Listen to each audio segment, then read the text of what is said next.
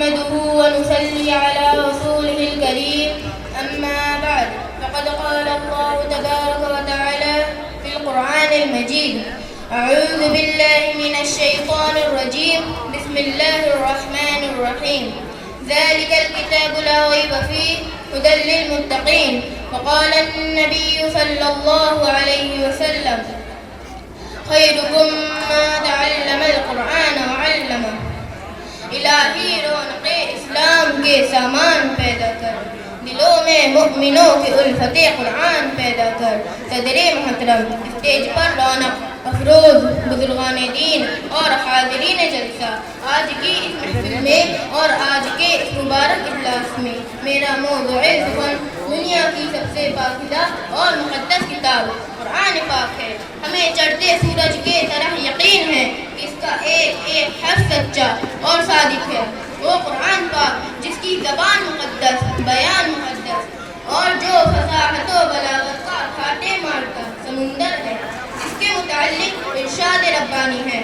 قرآن وہ کتاب ہے جس کی صادق اور برحق ہونے میں کوئی شک و شبہ نہیں اور جس کے بارے میں محسن انسانیت حضور پاک صلی اللہ علیہ وسلم نے ارشاد فرمایا کہ تم میں سب سے بہتر وہ شخص ہے جو قرآن کو سیکھے اور سکھائے. دعا کیجیے خداوند قدوس ہم سب کو قرآن کی دولت سے مالا مال فرمائے، آمین. نوجوان دوستوں، قرآن پاک رب ذوالجلال کی طرف سے عطا کردہ وہ حسین تحفہ ہے کہ جس نے 23 برس کی قلیل مدت میں پورے عالم میں وہ انقلاب برپا کر دیا کہ بڑے سے بڑے صحابہ، بلغاء، ادباء اور شعراء حیران و ششدر رہ گئے کہ جس کی آیتوں کو سن کر پتھر دل موم ہو گئے. دوستو، یہی وہ قرآن ہے جو رہتی دنیا تک کے انسانوں کے لیے سراپا ہدایت و رحمت ہے. یہی وہ قرآن ہے جس نے رسول کی رسالت کا احساس بخشا. یہی وہ قرآن ہے جس نے پگمردہ کو تعفی بخشی. ہاں یہی وہ قرآن ہے جس کی برکت سے جنات و شیاطین کا آسمانوں پر جانا بند ہوا.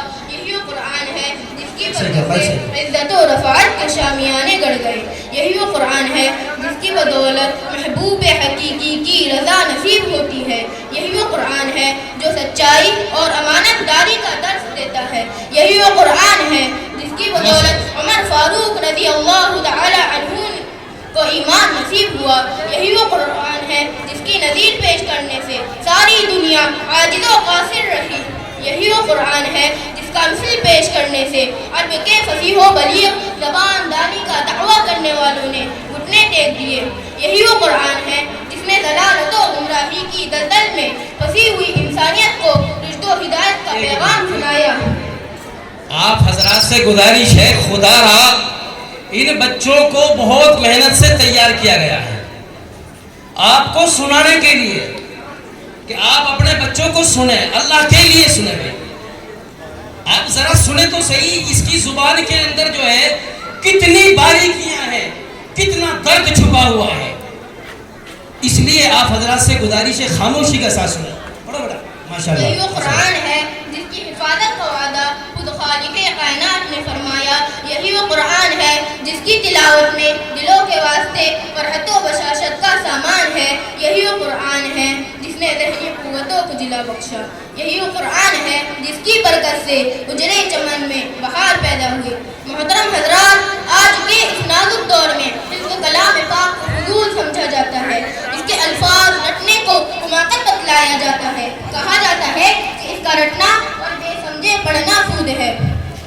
افسوس، صدا افسوس، اس قرآن پاک کے بارے میں ہمارا یہ خیال کہ جس قرآن پاک کے بارے میں شہنشاہ بطحاء جناب محمد رسول اللہ صلی اللہ علیہ وسلم نے ارشاد فرمایا کہ اقرا وارتقی ورتل کما كنت ترتل فی الدنیا فإن منزلك عند آخر آیت تقرأها. قیامت کے دن حافظ قرآن سے کہا جائے گا قرآن پڑھتا جا اور جنت کے درجوں پر چڑھتا جا اور ٹھہر ٹھہر کر پڑھ، جیسا کہ تو دنیا میں ٹھہر ٹھہر کر پڑھا کرتا تھا. بس تیرا مقام اور ٹھکانہ وہی ہے جہاں آخری آیت پر پہنچے. یاد رکھو، یہ قرآن دنیا کی سب سے بڑی نعمت ہے. یہ زمین و آسمان، چاند و سورج، ستارے کوئی اس نعمت کا مقابلہ نہیں کر سکتے.